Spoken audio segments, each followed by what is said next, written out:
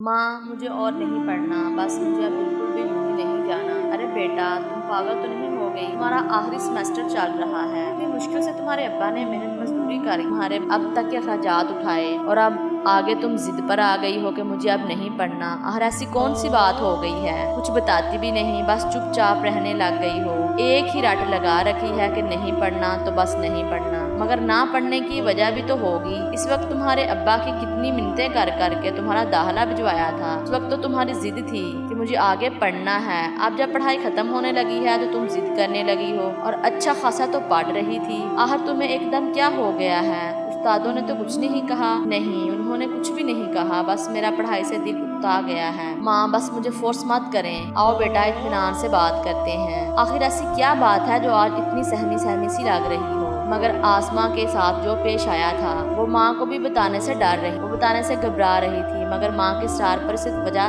बतानी ही पड़ी। वो माँ जब बताने से पहले ही इसकी आंखों से आंसू टपकने लगे। मेरा पुत्र घबरा क्यों रही हो?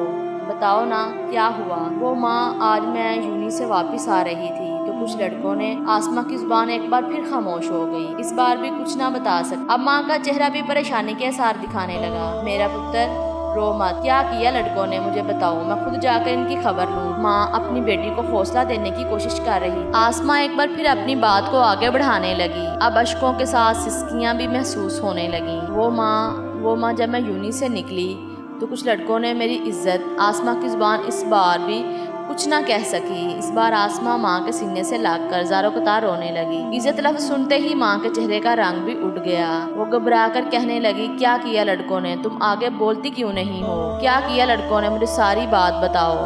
आसमां तुम सारी बात बताओ। क्या कहा आवारा कुत्तों ने? अगर लड़की खुद को छुपा के रखे तो गैर मर्द की जुर्रत नहीं हो सकती कि कोई इसकी तरफ मैली आंख से भी देखे, और मैंने भी हमेशा अपने आप को छुपा के ही रखा। फिर क्यों मेरी इज्जत को उछाला गया? क्यों माँ, क्यों हुआ मेरे साथ ऐसा? आज के बाद तुम यूनी नहीं जाओगी। मैंने और तुम्हारे अब्बा ने पहले ही यूनी में दाखिला लेने से मना किया था, मगर तुम्हारी जिद थी कि मोहल्ले की लड़कियों जितना पढ़ना चाहती हूँ। लड़की अंदर गई और इसके वालिद साहब भी आ गए। लड़की अंदर पलंग पर लेटी अभी भी रो रही तो नज़ीर साहब पूछते, और मेरा पुत्र रो क्यों रही हो? आसमां की माँ कहती है, मैं बताती हूँ। आसमां क्यों रो रही है? पीछे से माँ की आवाज़ सुनाई। वो दूसरे कमरे में ले गई और कहा कि कल से आसमां यूनी नहीं जाएगी। मगर हुआ क्या है? उसने सारी बात अपने शोहर को बता दी। ये सब सुनते ही वो सारी बात समझ गए। बाप बेटी के कमरे में गया और बेटी से माफ़ी मांगने लगा कि मुझे माफ़ कर दो बेटी, अब तुम्हारी तरफ कोई आंख उठाकर नहीं देखेगा, भरोसा रखो मुझ पर। मगर अब्बा आप इतनी ताकत नहीं रखते, किसी को रोक लो। हाँ मैं इतनी ताकत नहीं रखता, लेकिन ऊपर वाला बहुत ताकत रखता है। आज 30 साल गुजर चुके हैं इस बात को, तो मुझे मेरा कर्ज मिल चुका है जो कि मैंने उठाया था। अब वो खुद तुम्हारी हिफाजत करेगा। इसके बाद रोज यूनी जाती थी आसमां, मगर कभी किसी ने इसकी तरफ आंख उठाकर नहीं देखा। इस सब से हमें ये सबक हासिल होता है कि हमारे घर की इज्जत बचाना हमारे हाथों में ही है। दोस्तों अगर हमारी वीडियो अच्छी लगी है तो इसे लाइक कर दें, और इस तरह की मजीद अखलाकी सबक आमूज और मोरल स्टोरीज जाना देखने के लिए वीडियो के नीचे आपको सब्सक्राइब बटन नजर आ रहा होगा, इसे प्रेस कर दें।